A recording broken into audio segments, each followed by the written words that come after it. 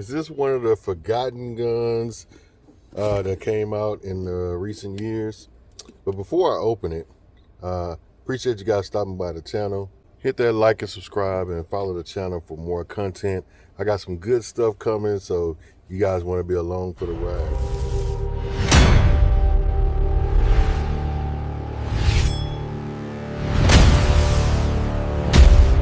We do not sell firearms or firearm accessories. This is for entertainment and informational purposes only. All shooting is done on a safe range in a safe environment. All weapons safety checked, clear, and pointed in a safe direction. Safety is key. All right, so you see the box, you know what brand we're working with. Not working with literally, but you see what brand we have out here today.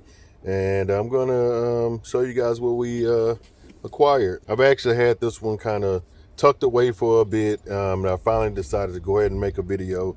So it's time to do it. Here we go. And you guess what it is yet?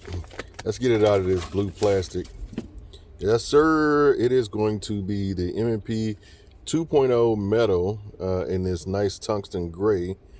That thing looks really nice. That color is popping. Let's go ahead and clear it, even though we just took it out of the box. Make sure there's nothing in there. It is clear. All right, so started off, I guess we want to go ahead and what everybody loves, right? The trigger. We all love the trigger, right? So let's go ahead and see what that trigger is about. A little bit of take up there. And there's a slight amount of movement, but not a lot at all. You can barely tell it moves. It's pretty clean and crisp. That reset is nice and short. It is not that audible, which we all know about the 2.0 triggers. But it feels good. It feels solid. It's just not that audible. And it is not the firmest reset. I'm excited to get this metal piece out to the range, but won't be doing that in this video. I really like the overall feel of the metal frame, but I never really jumped on board. So I kind of acquired it and kind of left it sitting. And in the meanwhile, you guys have seen this one. This is pretty much what I was running. I was using this as a duty setup. I might transition this into a carry and then use the metal for more duty purposes. What do you guys think? Let me know. But that is kind of what I'm thinking. This thing is an absolute beauty. I was going to take this slide and throw it on this frame, but I don't think that the color contrast, I'm not sure. We'll cover that in a later video, and you guys let me know what you think. But for now, I'm gonna put this away. It's beauty. Ha! And holster that up. We're going to check out this metal frame that we are here to talk about today. So those of you who have been in the 2A community for a while, you follow a lot of these brands, a lot of these guns. You guys know that this is not a new model. It is fairly new to the market, meaning it's only been out for a couple of years, but it is not the newest thing on the block. So I'm wondering, like, is this thing still relevant? Now, this metal is not the new metal steel frames. This was the one that they dropped before that, which is the aluminum frame. I think it's absolutely gorgeous. It feels good in the hand. This palm swell on the back feels absolutely great in hand. It gives you a nice firm grip, and this skateboard texture that Smith Wesson is known for on their M&Ps, on a lot of their guns pretty much, has that texture on the front strap. So it definitely locks into your hand. This thing feels good. So we'll kind of just run over the gun real quick, and you guys tell me whether or not you think this thing is getting enough attention, because it seems to have kind of fallen off the radar, in my opinion. So I wanted to highlight it since I've had it tucked away and give it some shine. All right, kind of as I always do, man. We'll start up here at the top. We'll look at these sights. Of course, it has the 3-dot white sights. Not my favorite setup. I am a lot more a fan of the blacked out rears with the nice bright front sight, kind of like on this carry comp here. That is my preferred setup.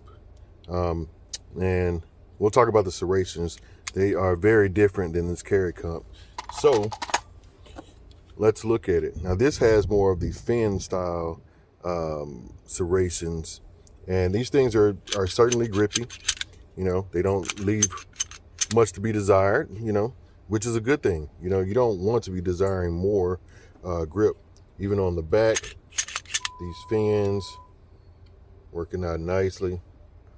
All right, so while we're still at the top, let's go ahead and take a look at this optic mounting system here. And we're not going to take the cover off, but this thing is optic ready. And, you know, all of your Smith & Wessons, now we've already cleared this and mag is clear, so I'm going to put that back in there for aesthetic reasons and to get it out the way. Let's see what else comes in the box real quick. All right, so you do get 4 back straps. The medium actually comes on the gun. I like the way that one feels, so I probably won't change it as of now. Then you have a small, medium, large. See that ML there?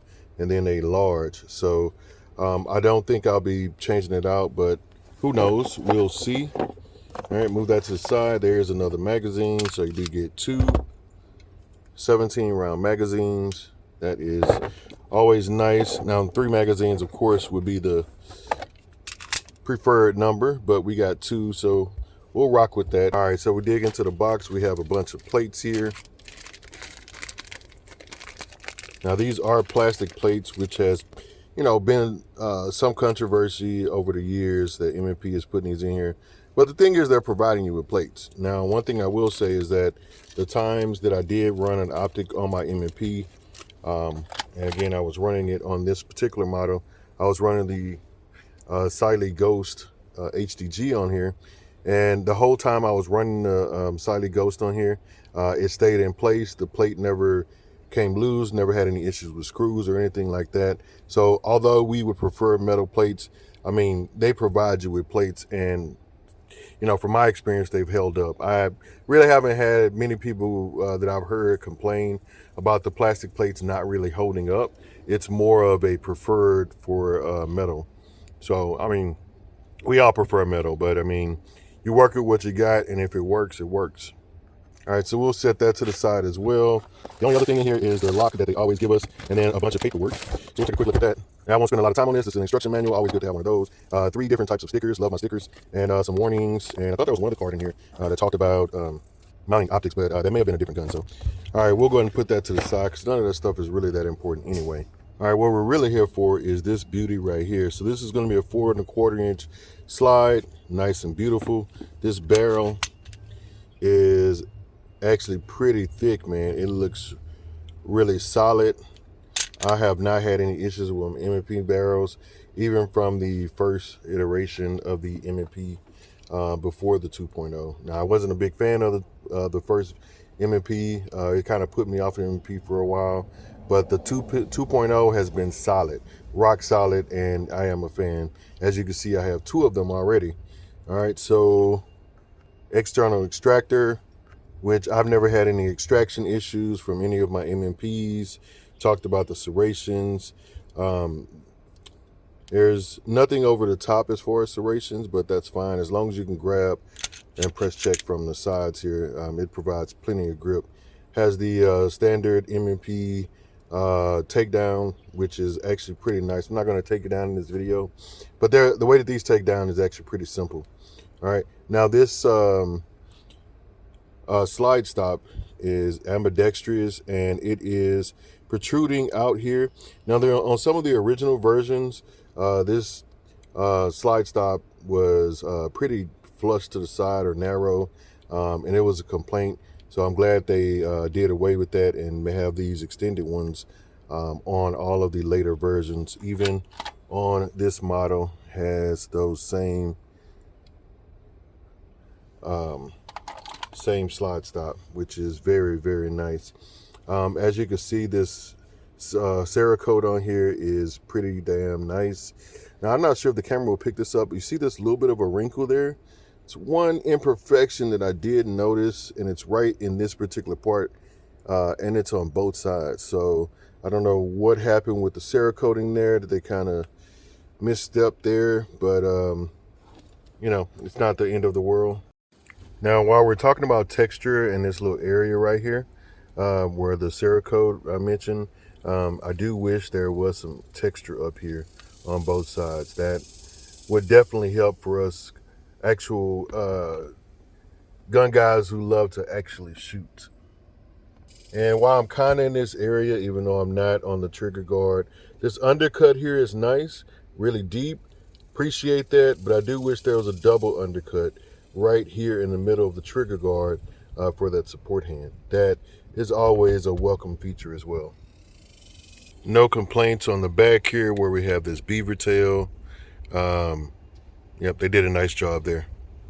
Do have your three slot Picatinny rail here. Add your lights, lasers, or whatever you're into, bazookas or grenade launchers, whatever you like to put on yours. Debating on running another TLR7 HLX on this model as well, since they are the exact same size. I think that looks phenomenal on there. I do have a Streamlight TLR1 HL that I'm not really using, so I'm debating on throwing that on here, but I'm not sure that I want that extending out past the barrel or the slide like that. I love the full length dust covers. Whenever you go with the 5-inch M&Ps, like with a lot of brands, they have the shorter frame like this, and then the 5-inch hangs off. I'm not a big fan of that. I like my dust cover to go out the length of the slide and the barrel. That is my preferred look. I just think it looks tactical. It looks complete. That's just, that's my opinion. All right, so while we're down here on the frame, let's look at this mag release. As you can see, it is pretty easy to reach, even with a full grip. I do have to turn ever so slightly, but not enough to really matter. I can really get to it. So mag release is really nice. I believe this is metal, and it is swappable to the other side, so it is ambidextrous. What else? Magazines, metal mags. These are solid, proven magazines that Smith Wesson has been putting out for a long time. I think my first M&P, the first generation, I think I've got back in, I want to say the early 2000s, 2005-ish or something like that. I don't remember the exact year, but I do remember the magazines were the same. As a matter of fact, one of the magazines that I run on my other M&P, one of the 17 rounders, is from my first generation M&P. All right, we kind of touched on the barrel a little bit. I said it was a pretty solid looking barrel. Do have a metal guide rod in there. Maybe I'll take a look at the spring setup. I don't believe this one is captured. It might be. Let's take a quick look at it. And of course, because of YouTube's rules, we're not going to take down on camera, so we got it apart here. This is what the barrel looks like. Pretty solid looking barrel. Polished feed ramp there. All this stuff looks really nice, the way that it's machined there. And it is a captured guide rod and spring, which is okay, Again, I haven't had any cycling issues with any of my M&Ps. Let's take a look at the frame rails on here. So these frames don't go full length of the rail. They are just here and back here. Again, every gun or manufacturer does it a little bit differently. As long as it works, right? So overall, the feel of the M&P is just solid. It feels solid. It feels well built, constructed well. This metal feels really rigid and like it's almost tankish. Like I did feel the actual steel models that they dropped this year or late last year. I can't remember exactly when they came out. And those things are hefty. So I do appreciate the aluminum frame that's a little bit lighter on these. Now, will it absorb as much recoil as the steel frame? Probably not, but there's not a lot of recoil coming from a 9mm and from this M&P line. The bore axis on these is actually pretty low, so they are very manageable. I have, like I said, had good experiences, shooting experiences with all of the M&Ps, the competitor, the compact carry comp, the regular M&P polymer frame. All of them shot very well. Now, this particular model I don't believe is a performance center model. And some of the material that Smith & Wesson provides, they did do some adjustments to the sear, which is what makes this trigger so nice and clean. It does have a polymer trigger shoe, which, some people are particular about that. I don't really care. Now, will I go with an Apex or something in the future? Potentially. But that is nothing I'm rushing to do. These triggers actually feel really good under live fire, and I have not had any complaints. Well, aside from maybe wanting a better reset, kind of like your Canics. But aside from that, triggers have not let me down. All right, so I'll wrap this video up with that. That is a look at the Smith & Wesson M&P metal in the tungsten gray. Tell me what you guys think about this model. Is this something that you'll still pick up in 2026, or are you leaving that back in 2025 or 2024, I believe, when it dropped? Either way, I thought it's a great setup. Like I said, I've had this one kind of sitting away, tucked away for a bit, and I thought it was finally time to bring it out and introduce it to the channel and put some rounds through it. This gun actually has not had any rounds through it yet. I've spent most of my time with my carry comp M&P and some of my other guns. So, all right, again, I appreciate you guys stopping by the channel. Like, share, subscribe, and next video we'll get out to the range and put some rounds through it, see what the recoil impulse feels like, see how the trigger feels, see how the muzzle rise is, and just kind of check out the gun and get a feel for it. So let me know if there's anything you guys want to see in particular, and we'll try to get that done as well.